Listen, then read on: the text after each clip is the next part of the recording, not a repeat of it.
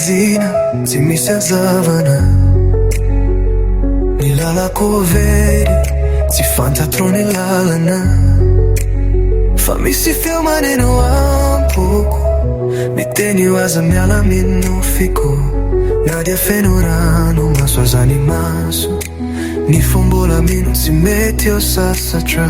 Mbola hisy maraina hoay ho an'izay mbola manantenan'io, manantena fona. Na disaro trazazany andro, ny fitiavana tsy oringana, hanazavy indray ny andro vaova. Ny orana mianjera tsy masakanay,